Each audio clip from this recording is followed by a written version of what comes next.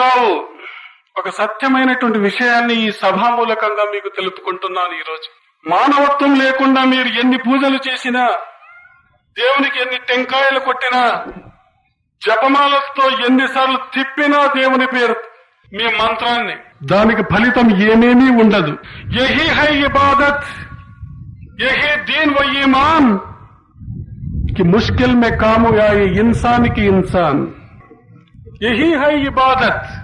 ఇదే సేవ, ఇదే ధర్మం, ఇదే పూజ, ఇదే తపస్సు, ఇదే యోగం. మానవుడు సాటి మానవునికి అండగా ఉండాలి, వాని కష్ట నష్టాల్లో ఆదుకోవాలి. దీనికి మించినటువంటి తపస్సు లేదు, దీనికి మించినటువంటి యోగము లేదు, దీనికి మించిన జ్ఞానము లేదు. భగవద్గీతలో ఒక చిన్న దృష్టాంతం చెప్తాను. ది గుడ్ సమారిటన్ అని ఒక దృష్టాంతం కనబడుతుంది అక్కడ. ఒకసారి ఒక మనిషి జెరూసలేం నుంచి జెరికో అనే ప్రాంతానికి నడిచి వెళ్తున్నాడు. అడవిలో దారి దోపిడిగాళ్లు వానికి బాగా కొట్టి వాని దగ్గరున్నటువంటి ధనాన్ని దోచుకొని వెళ్లిపోతారు.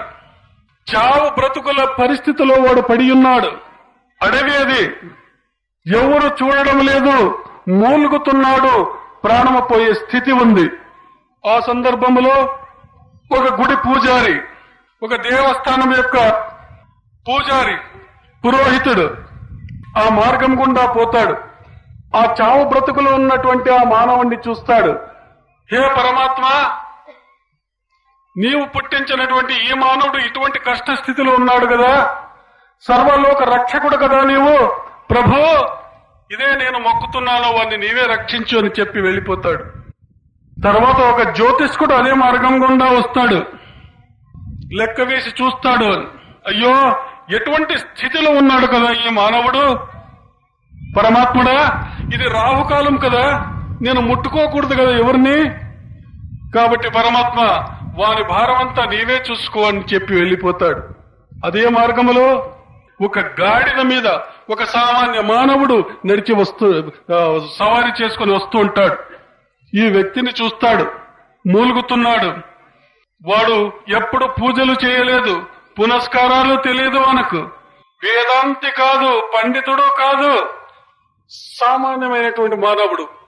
సాటి మానవుడు కష్టంలో ఉన్నది చూస్తాడు. తన వాహన తిరిగి ఆతురతతో పారి వస్తాడు. అయ్యో, దేహమంతా రక్తసిక్తమైపోయింది, ఎటువంటి హీనమైనటువంటి పరిస్థితి వచ్చింది.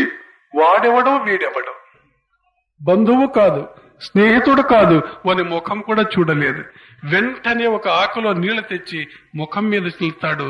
తన బట్టలతో గాయాలని తూడుస్తాడు.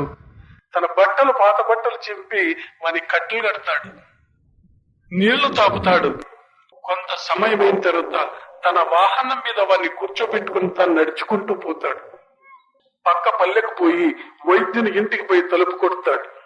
వైద్యుడు తలుపు తీస్తాడు. అయ్యా, ఈయనెవరో నాకు తెలియదు, దారిలో పడిపోయినాడు, కాబట్టి దయచేసి వైద్యం చెయ్యి, నా దగ్గర ఉన్నటువంటి ధనాన్ని నీకు ఇస్తున్నాను, తీసుకో. ఇంతకు మించి నా దగ్గర ధనము లేదు, నేను మరో ప్రయాణంలో కావలిస్తే నీకు ఇంకా ధనమిస్తాను, ఎట్లయినా వీన్ని ఆదుకో, రక్షించు.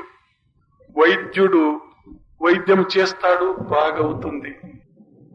ఇదే సమస్య జీసస్ క్రైస్తు దగ్గర తీసుకుపోతారు శిష్యులు. ప్రభు, ఒక సమస్య వచ్చింది. ఏమి? ఒక వ్యక్తి ఈ రీతిగా పడిపోయినాడు. ఒక ధర్మకర్త అంటే ఒక పూజారి, ఒక జ్యోతిష్కుడు, ఒక సామాన్య మానవుడు తారాస పడినారు. వీనిలో ఎవరు ఉత్తములు? జీసస్ క్రైస్తు ఆలోచన చేస్తాడు. ఆ మూడవ వాడు సామాన్యుడని చెప్తే వానికి స్వర్గంలో అవకాశం ఉంది, మిగతా వాళ్ళ స్వర్గానికి అర్హులు కాదు అని అంటారు. ఎందుకు ప్రభు?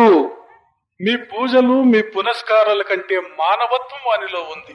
వాడు ఏ పూజలు చేయలేదు, అయితే హ్యుమానిటీ అనేది ఉంది కాబట్టి వానికి ఆద్యతనిస్తుంది ధర్మం. వాడు యోగ్యుడు, వాడు అర్హుడు అని చెప్తాడు. కాబట్టి యహీ హై ఇబాదత్, యహీ దీన్, యహీ ఈమాన్ కి ముష్కిల్ మే కాము ఆయే ఇన్సాన్ కి ఇన్సాన్. ముసల్మానులకే ఆదుకోవాలని లేదు, హిందువులు హైందవులకే ఆదుకోవాలని లేదు, క్రైస్తవులు క్రిస్టియన్లకే ఆదుకోవని లేదు.